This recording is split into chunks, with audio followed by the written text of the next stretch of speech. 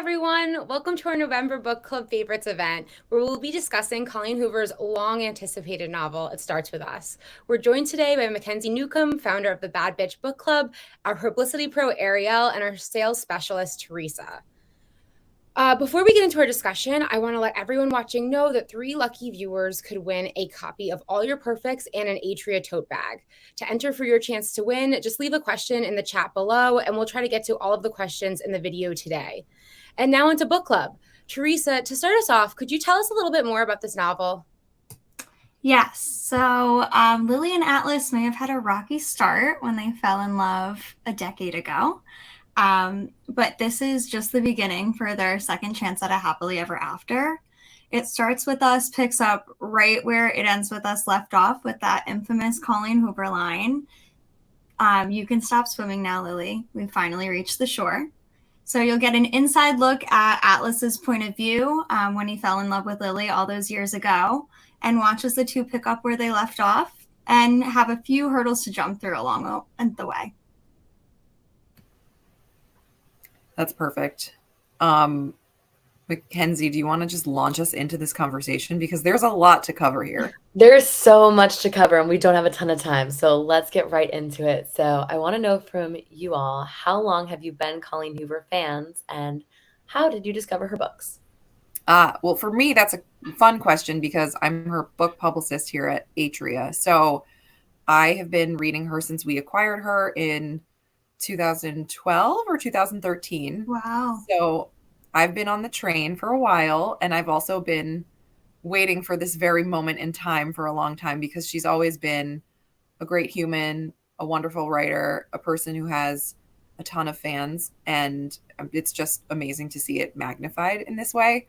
And we're really grateful to be her publishers here. And I love her books. I don't know if that needs to be said, but I think it's obvious. So I am a direct product of TikTok, making her huge. I've been on Book Talk for the last 2 years and saw It Ends With Us over and over and over again, and was finally convinced to pick it up. And then I've picked up all of her other books, and I'm just absolutely obsessed. So fun. Wait, so Mackenzie, what about you? I discovered Colleen in 2017 when I was just getting back into reading as an adult. One of my friends, my friend Shannon, gifted me It Ends With Us, as well as a couple Taryn Fisher books, because she was like, these are books that will keep your attention and make you into a reader. And I just remember finishing It Ends With Us and sobbing so hard, and my husband calling out from the other room, being like, is everything okay? Like, did someone die for real? And it was just, and I think he's asked me that several more times through my Colleen Hoover journey. So obviously, It Starts With Us is the sequel to It Ends With Us. Based on just the title alone, what were you two expecting out of it? When we knew that there was going to be a sequel or prequel or whatever it was going to be, I was just like, how can we top It Ends With Us? Because it's just so good. It's so, it gives you an insight into a perspective you might not have, you might not need. Or for me, makes you more sympathetic and empathetic to an experience that I haven't had. And I didn't know how I could take more of that emotional, heartbreak that you mentioned at the end of the book and just the way it ends, which, I don't know how much we want to go into spoilers, but I think everyone who's here kind of knows what the feels are. So I just didn't know how Colleen could do it, but I knew she would. I knew she would make something amazing. Yeah, I remember when I found out, I saw it on Atria's Instagram, and I was in the car with my dad, and I was like, oh my God, there's going to be another one. And of course, he had no idea what I was talking about. So I gave him the full synopsis of It Ends With Us. We both ended up crying. And I didn't know what to expect, whether it was going to be a prequel or a sequel. And I just figured, anything Colleen writes is absolutely incredible. She never lets us down. So I was very, very pleasantly surprised that it was both, and that we got to learn Atlas's point of view and really kind of feel his emotions through falling in love with Lily. Yeah, I'm a happy for now person. So like I was like, wait, we don't need to mess with the good thing. But then reading it, I realized just how much I needed to see Lily get her happy ending and actually see it at work. And I thought that so many of the storylines were absolutely brilliant. You would think that this was planned all along. So blew me away. We have an audience question coming from Marissa, and she wants to know. It Ends With Us is a combination of a sequel and a prequel. Which did you like better, the current story or the past? I don't know. What do you guys think? I don't know, my heart kind of just like lives with the past because we knew it already, but to get that other point of view, I just like I went back to the emotions I was feeling during It Ends With Us, and it was just like a punch in the heart. Like it makes me want to go back and read It Ends With Us again and like maybe tandem read them. That way I can just like feel both of their emotions at the same time. Yeah, I do think like hearing more about Atlas and what he was going through in the moment of his being pushed out of his home and that, yeah, it brought back the emotions and made me feel like, oh yeah, here we are again. We're in this world. But I also just loved seeing Lily's, and not present day struggles. I don't want her to be struggling, but just it's so realistic as a mom myself. Like all of it makes sense, and I love that perspective is being put into, it's not, yeah, pop culture. Colleen is pop culture now, but people who are maybe younger, reading about this experience, understanding what it's like to like move past the young adulthood and into like early adulthood, or this type of grown up stuff. So I think you get the best of both worlds in both books. Yes, I agree. I think I liked seeing the present best as well, just because, first of all, I loved Atlas's story, like what he was up to. Like I liked seeing them progress as people, whereas like the past was really dark. And the present's kind of dark too, but the past was like really dark and really sad. So I like to see them like doing better because they both have struggled basically their entire lives. Yeah. And now things are finally starting to look up. Not to spoil things, but this is a happy book, or at least a mostly happy book. It's totally not a spoiler though, because Colleen has said like she could not put Lily through that. And it totally makes sense. Like Lily had a rough go of it, and It Ends With Us. And this book had to be the happy ending because that's what readers like truly wanted for these characters. Why do you think Colleen felt like ready and like passionately ready to revisit the story of Atlas and Lily? I think the gratitude and the obsession from readers and like what this last two years has done for her, like people were incessant. They were nonstop about, can we get a sequel? What's going on now? And I think she's the type of person who like the wheels start going crazy, and she's like, okay, what can I do? Like she'll go back and reread the book and pick up on like something she wrote, and then be like, oh, this might mean something actually, and like she'll set the breadcrumbs for herself without realizing. So I think she never would, I'm like speaking for her, but I'm not her, but she would never want to write a story just to write a story. She would want to make sure it was something like rewarding enough for readers. So I think she had to be the final, like, okay, yeah, I can give people a story that's going to work. And obviously it's a sequel. It's not a standalone, but it's going to work in a great way. So when she finally knew that she could do that, she was like, all right, I'll do this for you guys, she's amazing. It was a gift. Yeah. It was a thank you gift. Like thank you gift for this, like basically getting hit by lightning fame, like being the most talked about and successful author of the last 2 years. Like thank you to my fans. You gotta love it. She's so responsive to her fans though. Like even through social media, like she is the first to be like, yes, I'm going to give you what you want. And I think that that's amazing too. I think that's why people are constantly drawn to her, because she is so responsive. Yes, and not to just be like a love fest for Colleen, but all of her peers also say she's the most generous person in the industry, and that she's the kind of person who's just constantly lifting up her community. So we do stand. We can't help it, right? we're just like everybody else. We stand. So Ariel, you might know the answer to this question, and I don't know how much you're allowed to tell us, but you're the publicist, so you'll know what you can tell us. Lucille wants to know what Colleen's working on now. She's always writing, and I think she's working maybe on another thriller, but the universe will reveal itself when it's ready, and also when she's ready. Yeah. Because she's busy, and it's been a lot. It's been a lot going on these last few years. So I think she's like taking a second. Yeah, well, good for her. She deserves to take a second. Yeah.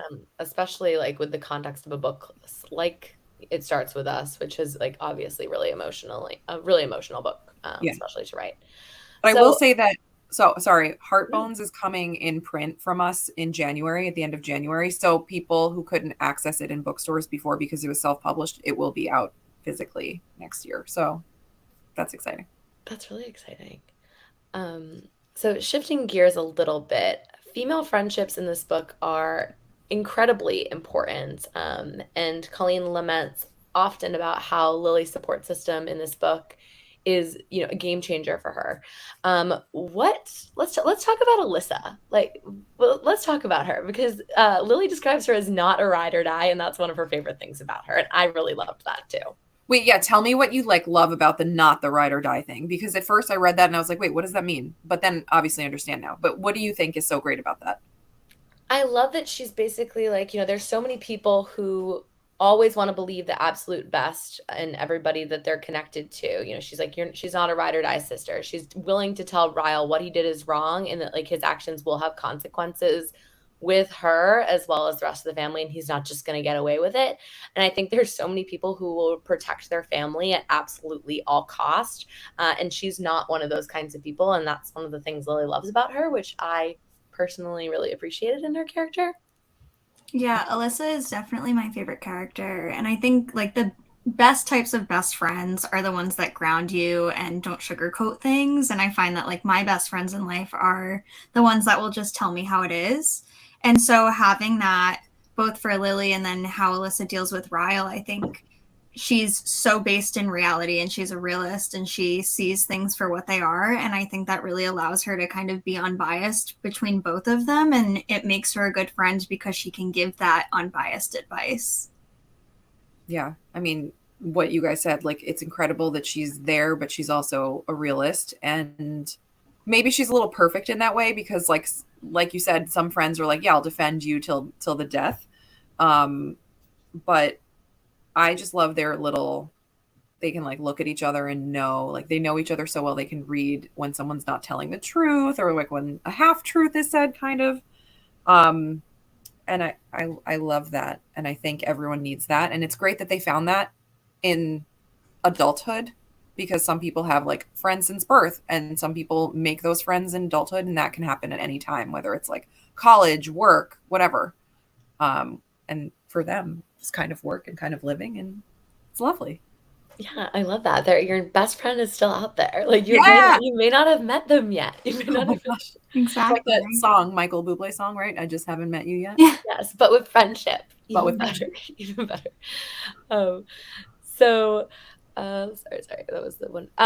So obviously Atlas and Lily have both been through a lot in their lives. Do we feel like there are any similarities between Atlas's family and Lily's, and maybe that's part of the reason why they connect? They're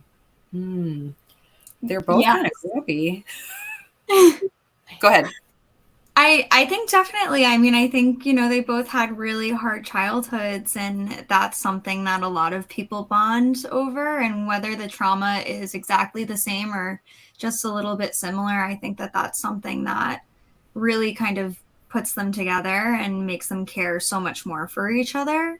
And I think for a while they both really didn't feel wanted, but the similarity is that they wanted each other in their lives. And I think that that's what makes them soulmates.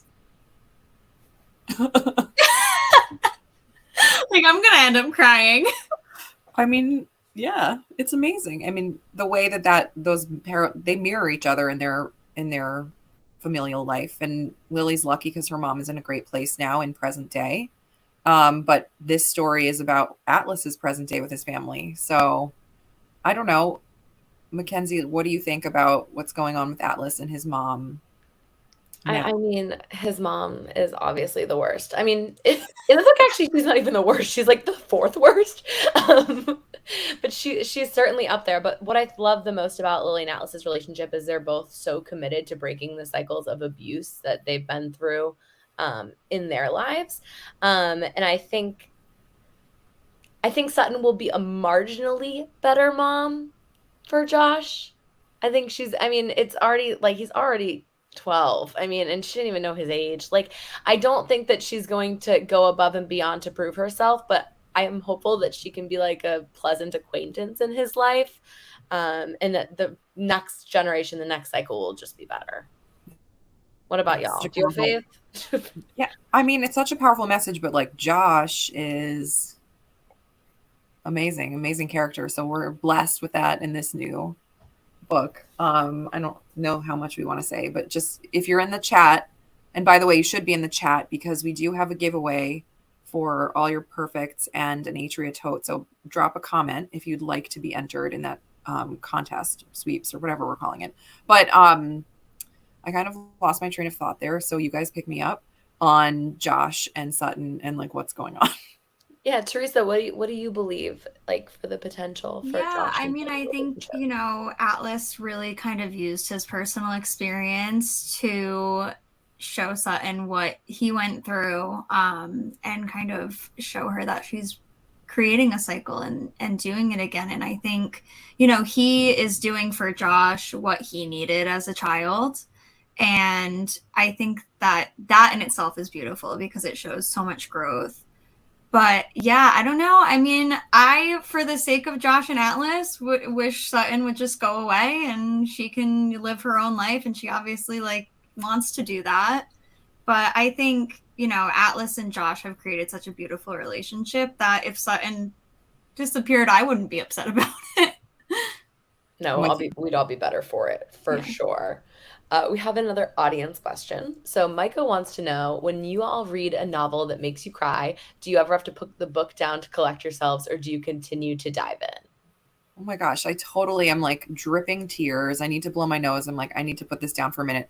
I usually go right back because I think when a book is making you feel your most vulnerable or you're at your most emotional point, that's probably at a very crucial part of the novel.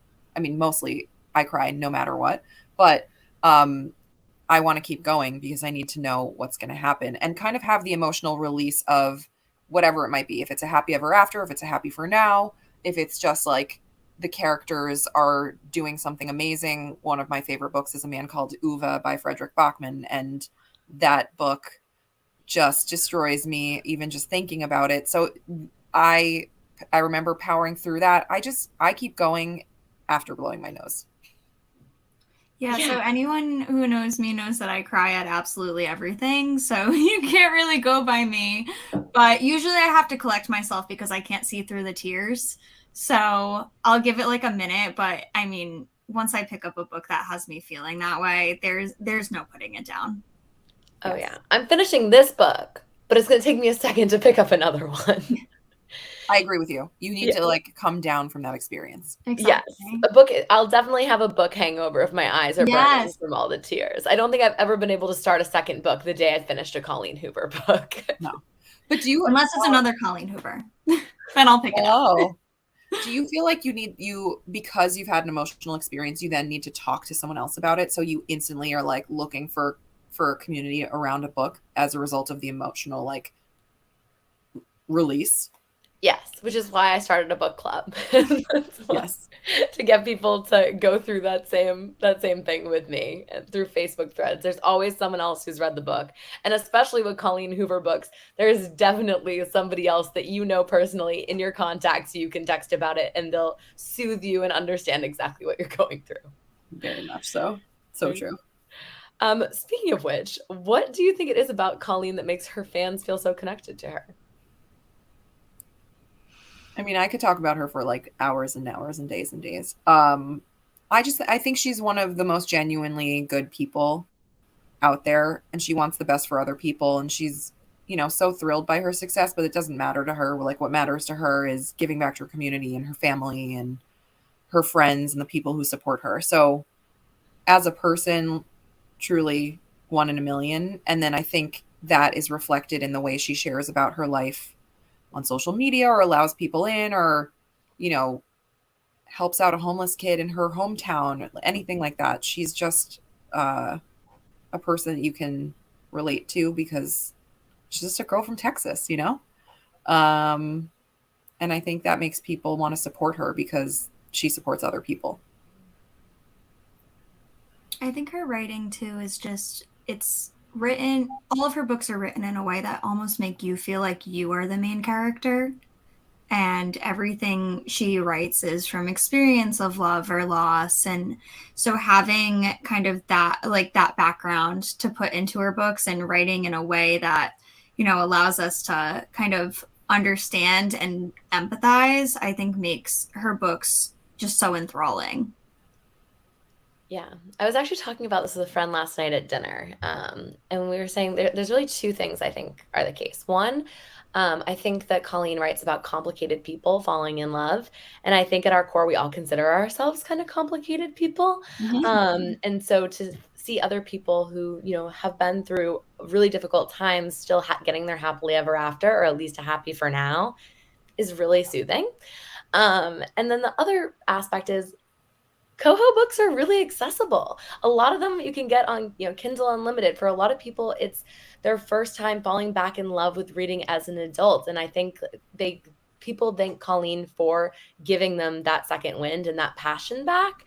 And so they're grateful to her. And so they want to keep supporting her and making sure all their friends are also reading books by Colleen. And yeah, she's the best. We love her. We're happy for her success. That's a really great point because I think a lot of the common denominator in the conversation about literature right now is like, do we want people to be reading books or do we want people to only be reading literature? And we want people reading books because they make you more empathetic.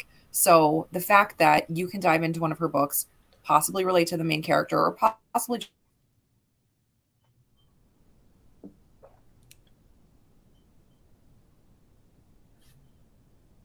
Oh no, you froze. Or did we lose her? No, I know she was coming. There was something really profound.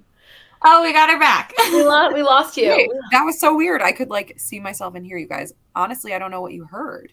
You said what I said was really profound or something like that. And then you went into talking about how there's a conversation right now about do we want people reading or does it have to be literature? Right. Well, God, I said something really good. No, I mean, what I was saying is basically that we want people reading because it makes you more empathetic. And what we need right now as a community and as readers is people being empathetic with other perspectives. And Colleen can offer that. And even if you don't see yourself in the character specifically, you'll understand someone else's perspective better having closed the book. Absolutely. I couldn't agree more. So, okay, the last question or the second to last question, I guess, is specifically Atlas and Lily's story. Why do you think it means so much to people? I mean, from a personal perspective, I don't really know a ton of people who've grappled with domestic violence. And to me, I think a lot of people might pick up this book thinking romance, and then they get this story and they might not have thought about what they would do in that situation. I mean, for It Ends With Us. So they might not know what they would do and they might think, oh, you just leave. But it's complicated. And that was a really important thing for me to see. And then seeing the outcome kind of in It Starts With Us, how Lily put herself first and puts her relationships first, was just gratifying as a woman to see that in a novel. Yeah, I think there's a lot of hope that kind of goes into hearing their story. And I mean, you really are there for every step of the way, every bump, every hurdle that they have to, leap over, especially reading her letters to Ellen, but also, seeing his reaction to those letters. And in the sequel, I think you really are there for every single moment for them. And it's hard not to get invested because they're both such lovable people and you just want them to finally be happy. So I think that you just really get stuck on their ending and wanting the best for them. Yes, I think you two nailed it. So quickly, last audience question, and then we're gonna all share our favorite Colleen books. That sound fun? Okay. Last audience question is: will any of her books be made into movies? And this is coming from Sarah. Okay. Well, Sarah, that's a great question because all I know is that Justin Baldoni is working on It Ends With Us, and there was a script read not too long ago that Colleen got to be in LA for. So there seems to be a script for It Ends With Us. So let's just all like cross our fingers and throw that into the universe that needs to happen for all of us and happen soon. So I think in the name of exciting. capitalism, it's going to happen. It's like Yes, in the name of capitalism. Oh my God. Wait, so what are your, we obviously love this series. It Ends With Us and It Starts With Us. What are your favorite other Colleen Hoover books? Mackenzie, you go first. I don't know if I'm allowed to say because it's not an Atria book, but Reminders of Him. I'm sorry. It was so good. I bawled my eyes out. I couldn't stop. I loved it so much. Reminders of Him is great. My first ever Colleen Hoover book was November 9, so that holds a special place in my heart. And I just love the way it's written, and then it has these different parts and that you follow them through years. So if you haven't read that one, definitely pick it up next. Ugh, this is so hard for me to say. I also love Ugly Love because of Cap. I don't know if you guys have read that book, but Cap is the I best. just think he's one of the greatest characters. I love him. So I would recommend an Ugly Love read, but I'm looking at my collection right now. I love Hopeless too. I don't know. It's just, she's wonderful. So good. There's so many. I can jump in and say I'm a big November 9 girl. I think it's great. And I will say, and it's not just because we're giving this away, I think All Your Perfects is an amazing read Yes. too. So if you don't win it, I would still suggest you picking it up at some point because I just think it's awesome. So I'm just going to jump in really quickly and thank you all so much for an incredible discussion. I loved the questions from the audience. I thought they were amazing and so thoughtful. And before we go, I just want to give one last reminder that you can still post a question in the comments section to enter to win a copy of All Your Perfects. And you can find more information about Colleen Hoover and all of her books, including the ones we've mentioned and more, because there's quite a lot of them, by following her on Instagram and Facebook and signing up for her newsletter. We don't have a pick for December, but we will be back in January for our next book club discussion of The Black House by Carol Johnstone. You can find a full sneak peek of our 2023 picks in our Facebook group and on our Instagram account. Finally, Mackenzie, Ariel, and Teresa, thank you so much for joining us. You can keep up with Mackenzie and all of her book recommendations because she has many and very good recs by following her on TikTok at Mac in Style and joining the Bad Bitch Book Club on Facebook and Instagram. Thank you all so much for joining us and have a lovely afternoon. Thank you. Thanks for having us. Thank you. Thank you. Bye, everyone.